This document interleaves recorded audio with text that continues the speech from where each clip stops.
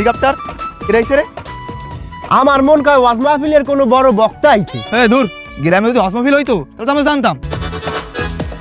এ ভাই হেলিকপ্টারে করে কেডা আইতেছে? জানো না, আমাদের যে বিগত চেয়ারম্যান ছিলেন তিনি পলাতক হওয়ার পর থেকে তো আমাদের গ্রামে আর কোনো চেয়ারম্যান নেই।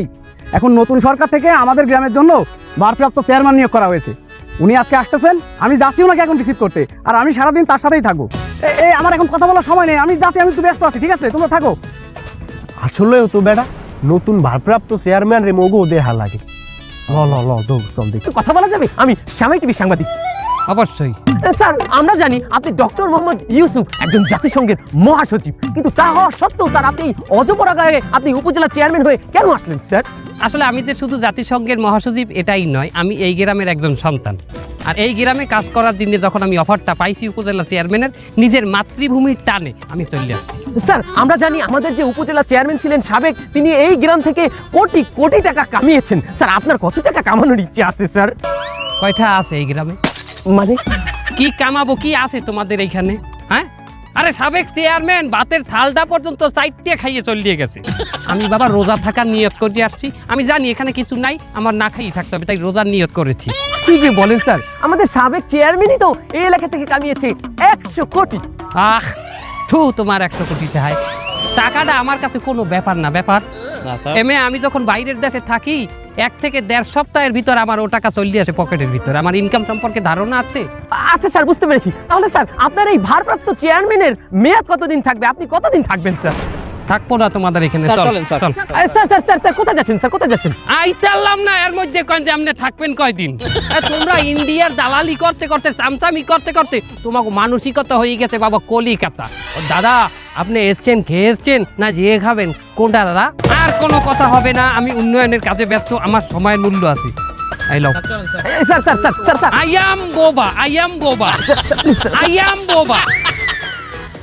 জাহেদ বাইরে টাইরে যাই, ওরা কি পয়সা হও। সালমান সাহেব, ঘটনা তো এটা ঘটে গেছে। কি? ওই ভারপ্রাপ্ত চেয়ারম্যান তো আজকে জয়েন করে ফেলেছে। আমাকে সামনে আমাকে ক্ষমতা অন্যজন ভোগ করতেছে, কিন্তু আমি সহ্য করতে পারতেছি না। আপনি শুধু একবার হুকুম দেন, ওকে সব করার আমি একদম পাড়ায় মেরে ফেলি।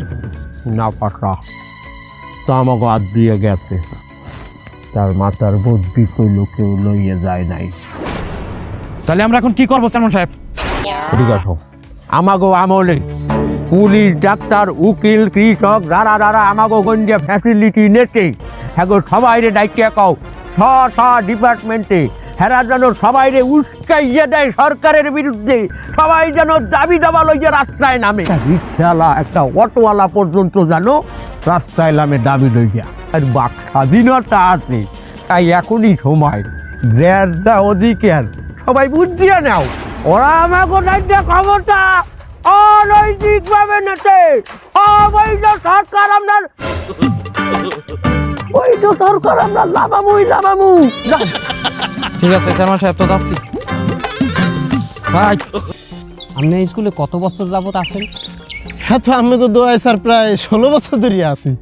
আচ্ছা মাস্টার সাহেব, একটা কথা কয়েন দেখি, এই স্কুলের আপনাদের শিক্ষকেদের ভিতরে সবাই কি প্রাইভেট পড়াইতে পারে, মানে কোচিং টোচিং পায়? এটা কোনো কথা কইলেন চেয়ারম্যান সাহেব? আমাকে এই স্কুলের প্রত্যেকটা মাস্টারেরই কোচিং সেন্টার, এরা প্রত্যেকেই প্রাইভেট পড়ে। আমনের দোয় আমার নিজেরই তো 2টা কোচিং সেন্টার, এবং সেখানে প্রায় 350 ছাত্রছাত্রী পড়াই আমি। থেকে ফার্স্ট সেকেন্ড থার্ড ছাড়া ফেলই করে না। তবে আমার কিন্তু বাইরে যাওয়ার পরে কলেজে যাই এখানে ফেল। আমার উপজেলায় আমি কোন উপজেলা চেয়ারম্যান আছি, কোনো মাস্টারে প্রাইভেট পড়াইতে পারবে না, কোনো কোচিং ব্যাক করতে পারবে না। স্যার আপনি কেন এই কোচিং এর পাইন্ডে মারতেন? কোচিংটা কেন বন্ধ করতে চান স্যার? আপনারা কোচিং করাই দিয়ে ঠিক মতো স্কুলের ক্লাস করায়েন না, কারণ কোচিংয়ে তো টাকা পাইবেন, স্কুলে তো অত টাকা পাইন না। প্রশ্নপত্র ফাঁস করি পাস করাই দেন পোলাপান, ওই পোলাপান যাই আবার কলেজে যাই পাস করতে না। মানে এই কোচিং ব্যবসায় যদি বন্ধ করে দেন তা শিক্ষকেরা চলবে কি দিয়া? বেতন দিয়ে চলবেন। আরে স্যার ওই তো কি হয়, ওই কয়টা বেতনে স্কুলে কি পাই হইতে হয়? ঠিক আছে, সমস্যা নাই, আমি উপর লেভেলে একটু সুপারিশ করে দিব, মানে বেতনটা আপনি একটু বাড়াই দেয়, সমস্যা নাই তো। ওইটু বাড়াই দিলে এত কিছু হয়, এত হয় কোন? আমাকে নিজেকে একটু ব্যবসা বাণিজ্য করা লাগে না? আচ্ছা ঠিক আছে, আপনার নিজের জন্য, আপনার যেহেতু হইবে না, আপনার পেট মনে হয় ভরবে না, আপনার আমি আলাদা একটা ব্যবস্থা, আপনার 1,40,000 টাকার ব্যবস্থা করে দিলে আপনার হইবে। ঠিক আছে, কি কামারে 40 লাখ টাকা দেবেন আমারে? রিটায়ার করাই দিব। কি করলেন স্যার? না স্যার, ওইরকম করে দিলে তো হইবে না স্যার। আমার এখন বাজারে একটু মার্কেট করার শখ আছে, এটা এখন করতে পারিনি স্যার। ওইরকম করেন না স্যার, আমার চাকরিতে টাইম। এই ওনার বিরুদ্ধে কি কি অভিযোগ আছে একটু বলেন তো। স্যার, উনি ক্লাসের ফলা ফাঁকি দিয়ে কোচিং এবং টিউশনি ব্যবসা করাচ্ছেন, এবং ওনার বিরুদ্ধে সব থেকে বড় অভিযোগ সেটা হচ্ছে উনি একজন প্রধান শিক্ষক হওয়া সত্ত্বেও ওনার ছেলেই প্রতি মাসে উপবৃত্তির টাকাগুলো পায়। আপনার পোলায় উপবৃত্তি পাইবে কেন? উপবৃত্তি তো গরিব পোলা বানের জন্য মেয়া। আস্তাগফিরুল্লাহ স্যার, ঠাড়া পড়বে ছাড়া। স্যার, মিথ্যে কমপ্লেন দিছে আমার নামে স্যার। স্যার, আমি নিজেও তো গরিব, আমার বাড়ি স্যার এখনো 3 তলা করছি, ছাদটা পাকা করতে পারি নাই, প্লাস্টার করতে পারি নাই, পুরগাটের সিঁড়িটা এখনো পাকা হয় না। এছাড়া ওনার বিরুদ্ধে আরেকটি অভিযোগ, উনি স্কুলের প্রধান শিক্ষক হয়েও স্কুলের টিফিনের যে বিস্কুটগুলো উনি ওনার দোকানে বিক্রি করে। আল্লাহ, দেখো আমার সাথে এগুলো কি চলতে আছে। আল্লাহ, তোমার কাছে বিচার দিলাম, তুমি বিচার করো। ওই দোকান আমার না, আমার না, আমি ভাড়া দিছি, ওই জায়গাটা আমার, দোকানটা আমার না বাবু। আচ্ছা, ওই দোকান আমনের না, ওই জায়গা আমনের, ওই, ওই দোকানদার হইলো দোকান, ওই, ওই, বিস্কুট আমনে দেন নাকি? ওই, ওই, ওই। হ্যাঁ, কোনো কথা হইবে না, লড়বেন না। হ্যাঁ, রেকর্ড হয়ে গেছে, হয়েছে না? হয়ে গেছে স্যার। রেকর্ড হয়ে গেছে, কথা ঘুরাই লাভ নাই। ওনার রিটায়ার্ডের ব্যবস্থা। এ জাহিদ, বন্ধু চেয়ারম্যান সাহেব আমাকে এই জায়গায় আসতে কইলো না, তা উনি কই? ওই মাঝির কাছে জিজ্ঞেস করবো নাকি? ওই আল্লাহর পয়লা তো এমনি সবসময় লেট করে আসে। উনি আমাকে চেয়ারম্যান এইভাবে বলতে হয় না। ওই তুই চেয়ারম্যান করবি না, ওই সাবেক চেয়ারম্যান। এখন চেয়ারম্যান করলে মানুষ আমাদের খেলাবে আনে। জাহিদ, তোমারে আমি ভালো ভাবতাম, আমার এই দুর্দিনে তুমিও মুখোশ করলা। চেয়ারম্যান সাহেবের গলা না, পিছনে পিছনে নৌকায় নৌকায়। ওই চেয়ারম্যান সাহেব। আমি কিছু মনে করি নাই। তাড়াতাড়ি আও। চেয়ারম্যান সাহেব, আপনার এই অবস্থা কেন? আপনি এই ঘুমটা দিন নৌকার ঘরে বসেছেন কেন? ওরে বেলা, তুই বোঝো না, এই সন্ধ্যাকালে নদীর ঘাটে বলাইছি কত গো। সন্ধ্যাকালে কার আমি এই ঘোমটা দিয়ে বই রয়েছে, এগুলোও তোকে ভাঙ্গে কওয়া লাগবে। তাছাড়া আমি ঘোমটা দিয়ে না বই থাকলে আমি এই যে আমার এক পোলার, আমি এই আসল পরিচয় আমি জানতাম না। যদিও আমি কিছু মনে করি নাই জাহিদ। তো আপনার পাশায় লক্ষ্য মিললেও কিছু মনে করবেন না। কিছু বললা জাহিদ? যাই হোক, যে কারণে বলাইছি, আপডেট কি উপজেলার আপডেট কি? উপজেলার আপডেট খুবই খারাপ চেয়ারম্যান সাহেব। ওই ভারপ্রাপ্ত চেয়ারম্যান তো সবাই মন জয় করে ফেলতেছে, ও যেসব কাজ করতেছে মানুষ খুবই খুশি হচ্ছে তাতে, সবাই কিন্তু ওই দিক ঝুঁকে যাচ্ছে। আপনার কিন্তু পথ থাকবে না কিন্তু। তোরা হিন্দু মুসলমানের মধ্যে দাঙ্গা বাজাই দে, হিন্দুর কথা যাইয়া মুসলমানের ক, মুসলমানের কথা যাই হিন্দুর দ্বারে ক, মাতারি যাতে পারলে একজনের কথা আর একজনের কইয়া কিলিক বাজাই দে ধর্মে দাঙ্গা বাজাই দে ধর্মে। যেকালে মুসলমানেরা ওয়াজ মাহফিল করবে, হিন্দু উস্কাই দিবে, তোমরা কেন ওয়াজ মাহফিল করবা না? তোমরা ওয়াজ মাহফিল করো। আবার কীর্তন বলা হয়, হিন্দুকে কীর্তন বলা হয় না, তোমরাও কীর্তন বলা করো।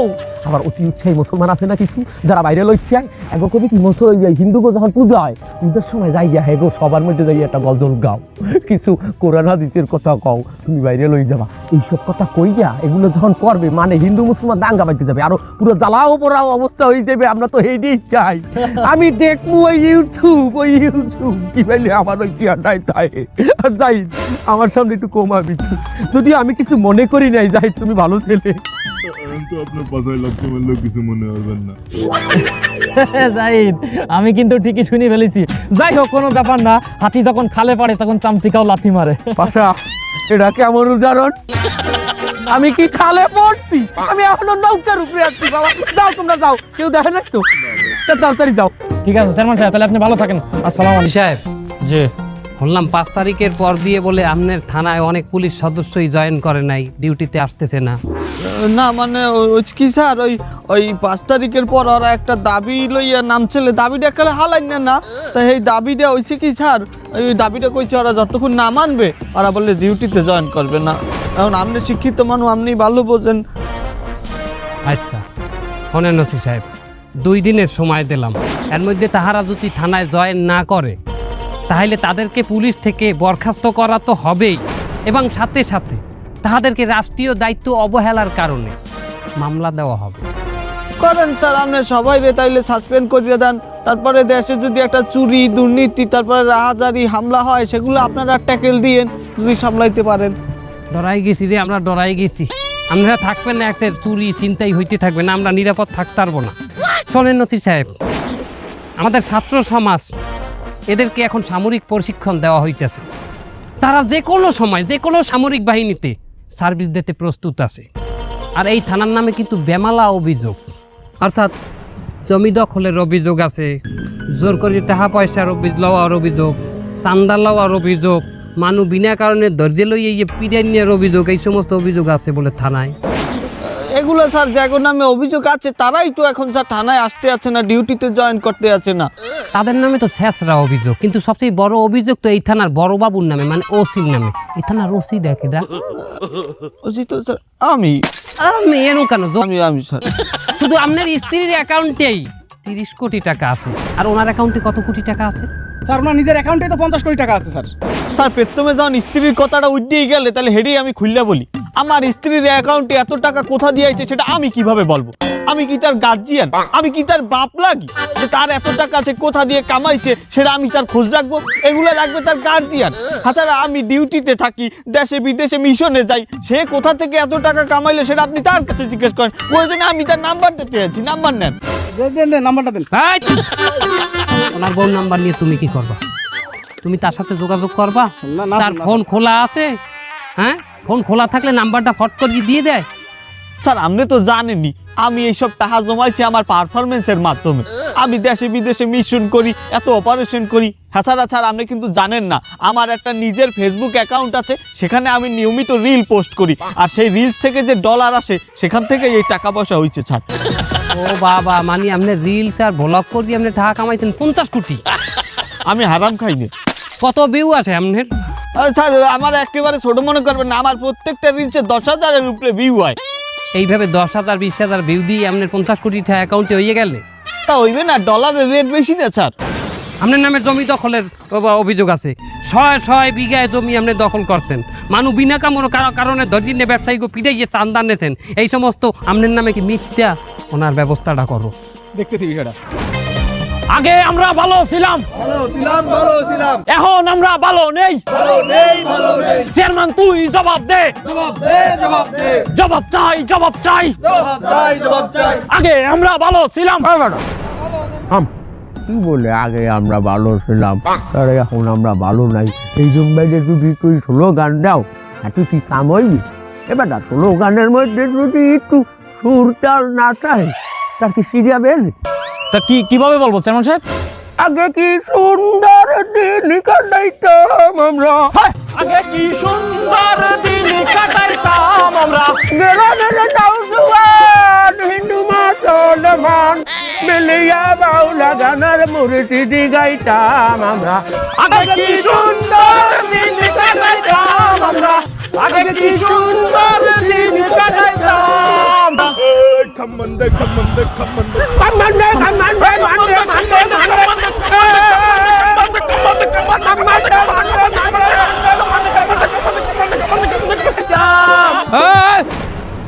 হ্যাঁ, কি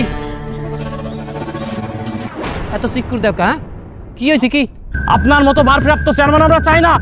আপনার কারণে আমরা সাধারণ জনগণ মোটেও ভালো নেই। আপনি এখনই পদত্যাগ করেন। আমাকে কোনো পুলিশ টাউন কেউ সম্মান করে না, কেউ দাম দেয় না, আমরা কিছু চাইলে হারা দেয় না। আমরা এরকম জিন্দিগি চাই না। আমরা আগে বাঘের মতো বাঁচতাম, এখন আমাকে বিলাই বানাইতেছেন আপনি আইয়া। আমরা এইভাবে বাঁচতে চাই না, আমরা আমাদের পদত্যাগ চাই। থামেন আপনি।